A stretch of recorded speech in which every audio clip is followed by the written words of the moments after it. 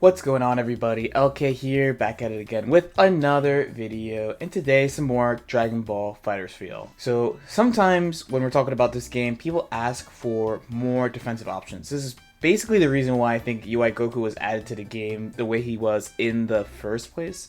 But one of the things that people really asked for when the game came out was for burst. So if you don't know what burst is, this is a mechanic that you can do, which is similar-ish to sparking in concept, but it's something you do when you get hit. So while you're getting hit, you can burst and basically stop the combo and send your opponent flying full screen. Now, if you know a little bit about Dragon Ball, you know there's a ton of defensive mechanics already, so you might be like, why would you want a burst on top of that? Why would you think that you would need yet another way to get out of stuff? But to be honest, sparking is not the same as burst. So there's a few things to know about sparking. So sparking's level is affected by how many characters you have left. So when you have all 3 characters, your sparking is a very short total duration, about 6 to 7 seconds. But when you have sparking left with 1 character, it lasts for quite a long time, about 21 seconds. And when you're in between and have 2 characters left, it lasts between like 13 and 14-ish seconds. Sparking is weird in that it's supposed to be a comeback mechanic, but it's basically used defensively. It's not something you can use in hit stun. You can basically use sparking anytime you're not getting hit. So as we know, you can do it in a combo, out of block stun, and honestly just whenever you want. But it's mostly used to protect your whole team or kill a character. It has both offensive and defensive applications. Now burst similarly has offensive and defensive applications as well, but the difference is it's something that you do in hit stun. It's while you're getting hit you can choose to use the defensive burst. I can mash sparking all I want while I'm getting hit and nothing will happen.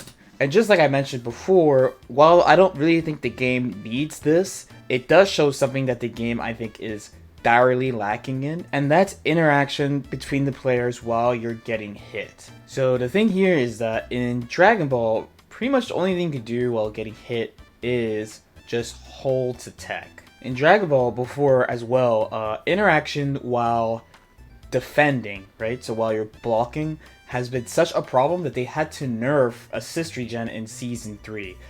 This game does not have what I like to call passive defensive mechanics, so there's nothing like the Guilty Gear Faultless Defense where you can push the opponent away, no push blocking, no instant blocking where you can tap block to change the data of the attack that's hitting you. There's nothing like that. So when you're blocking, even though there is a ton of defensive mechanics, there's not that much you can do. You're mostly sitting there and trying to pick your spot. Because of the assist regen change though, it makes it so that the opponent doesn't get more chances to get strong 50-50s for the opponent choosing to not take a big risk.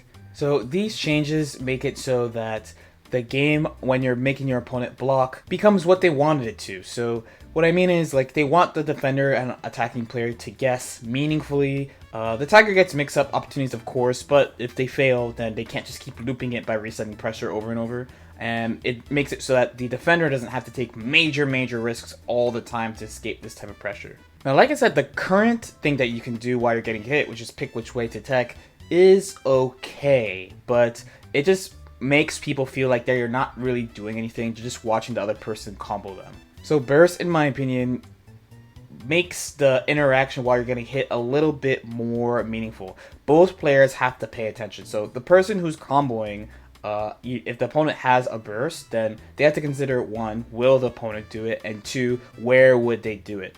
Generally, there are spots in combos where you can't really do anything but hard read that the burst is coming out, and the defender knows this. They know that they can get out of this situation, which means they don't have to take a follow-up offensive situation. We know that ArcSys games can get incredibly one-sided sometimes if you let the offense roll. This is kind of a consequence on the nature of Dragon Ball FighterZ. Things like burst, faultless defense, instant block, these interactions between players on offense and defense and while you're getting hit have been solved already, but one of the things about Dragon Ball is that it's supposed to be easier and more accessible, so they took these things out. On defense, I think they did a good job, but getting hit, I don't quite think it's enough. So all in all, despite me not thinking we need a mechanic like that, I do get why people want something to do while they're getting hit. I think other games have very good examples of doing this without affecting the game too much, but the way Dragon Ball is, I don't think they could really add anything like that right now. They'd have to totally rework the game to add something like Burst. If you're wondering what kind of games have things that let the opponent do things while they're getting hit,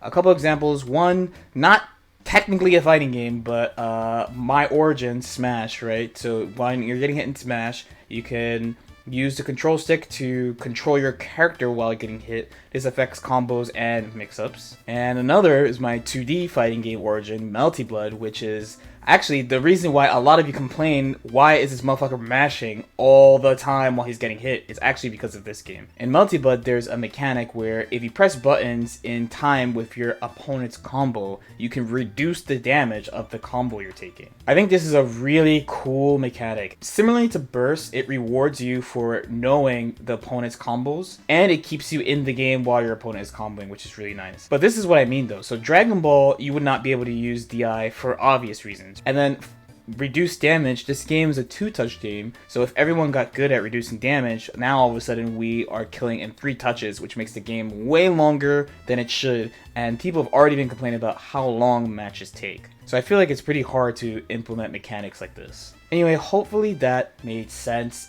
This topic comes up every now and again. I hear way less complaints about it in Season 3 than in previous seasons. Definitely in Season 2, a lot of people were like, yo, we need Burst in this game because, you know, GT was in the game, he has Spirit Bomb, he's going to end your life if he does that, right?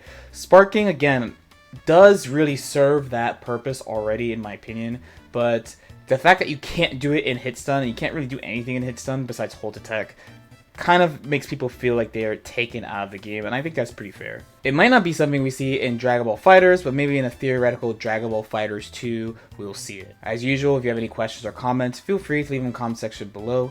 Like and subscribe if you feel like it, and I'll see you next time. Peace out.